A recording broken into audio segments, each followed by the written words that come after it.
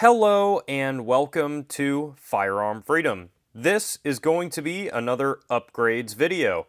In today's upgrades video, we are taking a look at my Yugo M92 Pap. And quickly guys, as always, before this video gets started, I wanted to let you know that we do have links down in the description to the Firearm Freedom merchandise store and the Firearm Freedom Subscribe Star account. Those are two options that if you guys would like to support the channel and everything that I do here on Firearm Freedom, you can click on those and you can either get some awesome Firearm Freedom merchandise or subscribe to the Subscribe Star account to enjoy some behind the scenes content and extra videos every single month. While you're at it guys, if you are enjoying the videos coming out here on YouTube, this month, as we get closer to the election, YouTube is consistently censoring my channel and making these videos go dead in the water at around 300 to 400 views. So if you want to make sure that you're never missing out on my content, try to hit that subscribe button, ring the bell, like this video, comment down below. All of that stuff really helps out defeat YouTube's algorithms in censoring gun content like this video that you guys are watching right now. I'm going to start this video off with a very bold statement. Are you ready for it? This M92 Pap,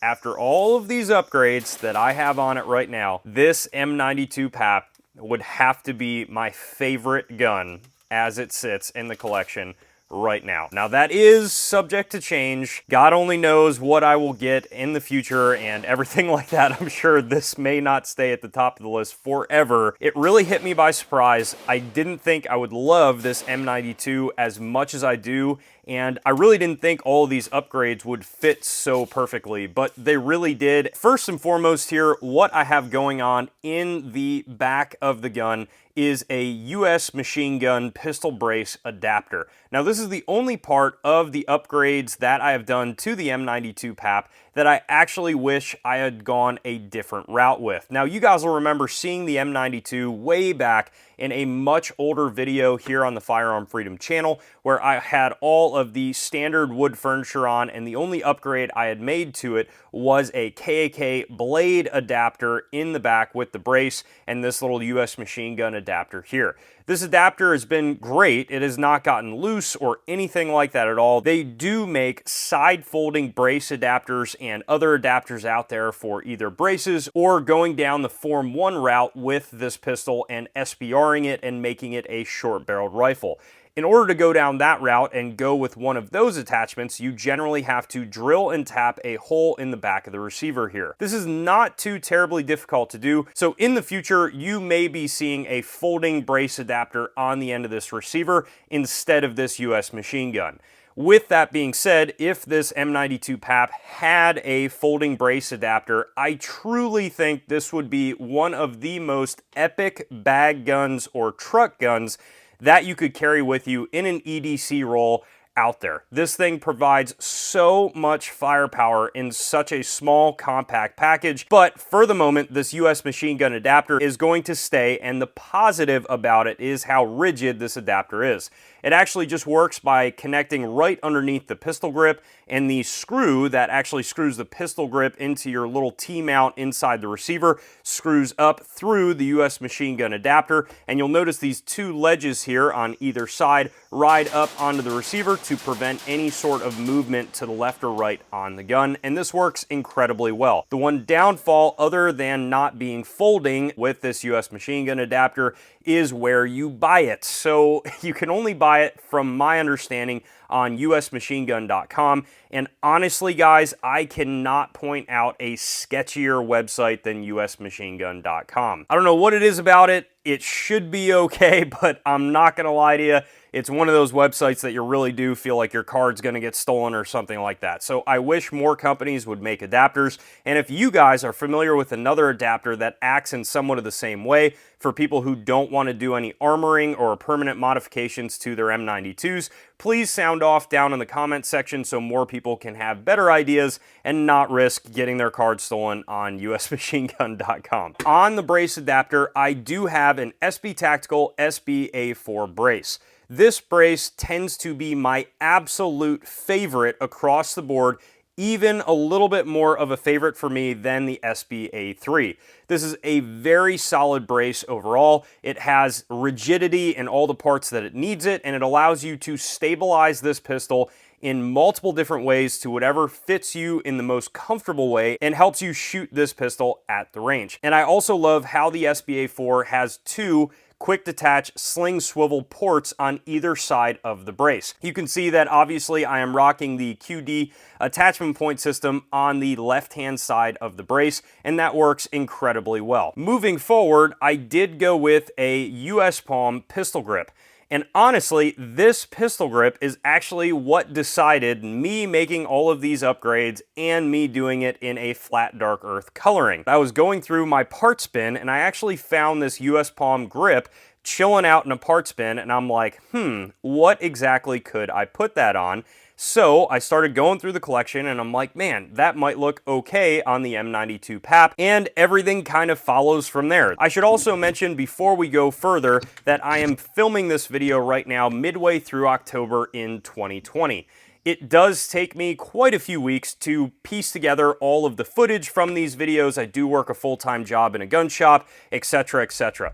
With that being said, I bought and installed all of these upgrades a couple of months ago where parts for AKs were slightly more available. Quite frankly, now getting closer to the election, all parts, whether it is for AKs, ARs, or any other firearms, are getting increasingly hard to come by every single day that goes by. If you are watching this video halfway through October, I cannot promise you that any of this stuff will be easy to find. Now, as far as for the internals of the gun, I have not changed anything at all. I did not feel the need to actually upgrade the trigger group or anything like that. However, the only thing I might upgrade in the future is the safety selector here. Not the end of the world, but I would like the ability to be able to reach the safety selector with my trigger finger if I would like to. And I'm sure you guys are probably wondering what sling I went with for this M92 Pap and exactly how I installed it. This is a Vickers Blue Force Gear AK sling. Most Vickers Blue Force Gear slings that are AK slings come with an additional attachment up here in the front, which is like a wire attachment that's designed for AKs. Obviously, as you can see, I have swapped that attachment for two QD sling attachment point systems. But the one difference that I did notice is that Blue Force Gear actually goes with a different color scheme for their AK slings, and I freaking love it. I saw some comments on Blue Force Gear's website that people weren't liking this color scheme because you have a coyote coloring, but each piece of the hardware is actually this awesome plum coloring, which I think looks sick on an AK. And then on top of that, you also have a different coloring on your quickly adjustable strap, which is OD green. In my opinion, this sling fits an AK perfectly. The only downfall that I came across was something that I did not think about upon ordering the sling, which was that the wire adjustment piece that comes with the AK sling from the factory is very, very thick wire that is tough to maneuver through small spaces, specifically small spaces like the sling attachment point system on the M92. I forgot that the sling attachment point is just this very, very tiny little circle that is probably about a quarter of the size overall than a standard AKM sling attachment point system. So I tried many different ways to see if I could get that wire to go through that part of the front sight block, but unfortunately it did not work at all. So luckily on my forend, I do have QD attachment point systems up here in the front, and to be honest with you guys, that was my first experience ever with that attachment point system from Blue Force Gear. I love quite a bit of what Blue Force Gear makes, but to be honest with you, I think that AK attachment point system needs some work. It is not as mobile as I think it should be, and it's just kind of obnoxious to mount on and off of the gun. And I would much prefer maybe a clip design that's easy to get on, doesn't fly off the gun, and I think that would work incredibly well. In this case, the QDs actually worked out awesome, and I felt no need to change them. I know many of my hardcore AK fans in the comment section will be frustrated with me that I have went such a tactical route and a modern route with this M92 and did not keep any of the wood furniture. Here's the deal, guys. I wanted this AK to be as practical to me as possible. Did it look incredibly awesome with wood furniture? Yes, absolutely. But in my case, I wanted to put this gun into a more practical role as either a truck gun or an EDC gun or something like that. And for me, I just wanted it to have a little bit more accessories than normal, and because of that, I needed to switch out that forend for something that accepted MLock components, and that's exactly what I did. I really wanted the ability to have what you see here, which is the BCM CAG angled grip stop on the bottom of the MLock rail. This allows me to overall get more control over the pistol. I think it really does a great job. The BCM CAG is a favorite of mine when it comes to pistol accessories or anything else. I think this is an awesome grip stop to have. Now, the handguard that CAG is mounted on is this Midwest Industries drop-in handguard for the Yugo M92. It was incredibly difficult to find handguard offerings for the M92.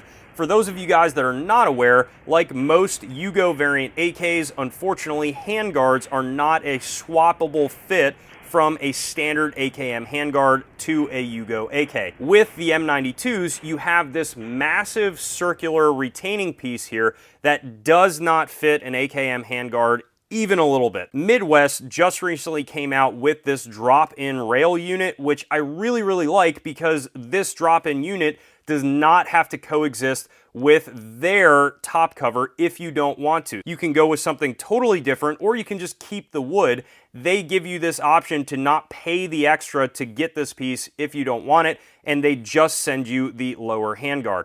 This is MLock, and then it also has the ability to have a QD attachment point system on either side of the handguard, and I think this is a solid rail for this setup. And now, as far as the muzzle device that I have went with, you guys actually saw this way back in the first impressions video on the M92 Pap, and that is the 4-piece Bulgarian style muzzle device.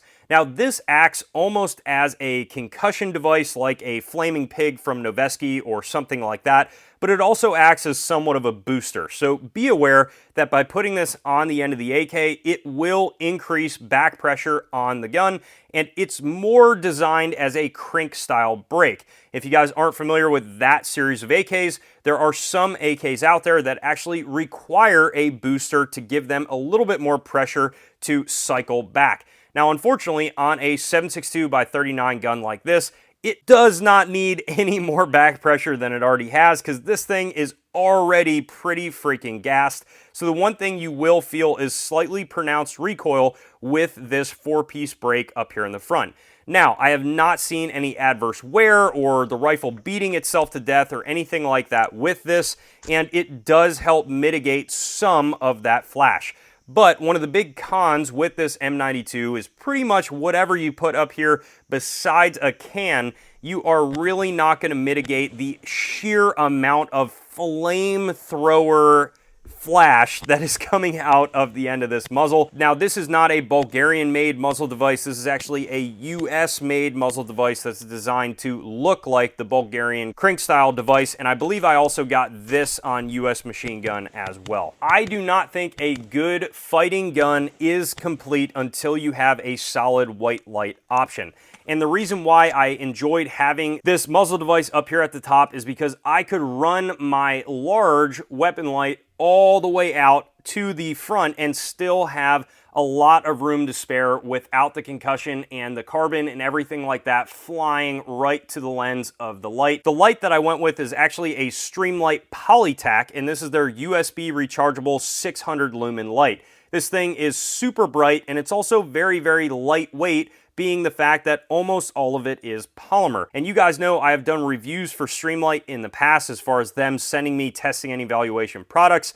This is not one of those. I bought this full retail, I believe, off Amazon for around $45. It's a great value for the light that it is, and I have no issues with this at all. As you can see here, it is on a 1-inch in diameter light mount, and this light mount is from Daniel Defense. Now, this Polytac will fit all 1-inch in diameter light mounts. I also want to comment quickly on this Daniel Defense mount. If you're like me, you went on Amazon and saw this Daniel Defense mount, and you also probably saw a bunch of reviews about this mount coming loose no matter how hard somebody tightened the retention screw on the opposite side. I don't know who is making these reviews or who is saying that, but I now have 3 of these Daniel Defense mounts. I was very cautious the first one that I got, which was actually the one on this M92 here, because I didn't know if it was going to be loose, and it is a $50 mount, so it's something that I wanted to make sure would work well. And this thing is rock solid. There's absolutely no wiggling at all, and my other 2 examples, both from different vendors that aren't just Amazon, also have not had any issues at all. So I think maybe folks just aren't tightening this enough, and you really shouldn't have any major issues with this Daniel Defense mount. Now, the optic of choice that I went with for this M92 is a Primary Arms micro dot. This is their micro dot with the brightness settings here on the right-hand side in a large dial. And this is also the micro dot that has a 50,000 hour battery life. And again, I'm proud to say that I had absolutely no issues with this red dot, no flickering, nothing like that. This thing is a tank, and for around 120 bucks, which is where you can find these things at, or 150 when they are not on sale, this thing is pretty freaking awesome. This Streamlight Polytac and the Primary Arms micro dot are both sitting on a Ultimac M15 gas tube rail. This rail is awesome. I experienced absolutely no issues with this. It is rock solid. One side note that kind of threw me for a loop when I first got the rail is that there is definitely a gap right here by the trunnion, and that gap is actually totally normal. When I first installed this Ultimac rail, I'm not sure if other people felt the same way, but I saw that gap and immediately assumed that something had to be wrong, or that I would be not getting enough gas pressure to send the piston back and different things like that. But again, no issues at all. That is totally normal to have that gap, and you are going to have a smaller gap up here in the front as well. That is all part of the install that is also marked in Ultimac's manual. As far as fitment goes on all of the parts on this gun, everything was fairly drop in. The only thing that I had to do a pretty good amount of filing on was this Midwest handguard. I dropped the handguard in, and although they say it's a drop-in fit, I got news for you guys. This handguard is not drop-in. I had to go with a file and file the front ledge here that locks underneath this front retaining piece for a good 20 to 30 minutes. Why it took that long is because I was going very slow with the file to make sure that I had an even fit, and I wanted to make sure that it wasn't going to be taking off too much material. So what that entails is filing, checking the fitment, filing, checking the fitment, filing, and checking the fitment over and over and over again, and this can get a little bit tedious. It's not the end of the world whenever you are making adjustments to your AK. Generally speaking, there are going to be 1 or 2 parts that are probably going to need to get filed to fit on these guns.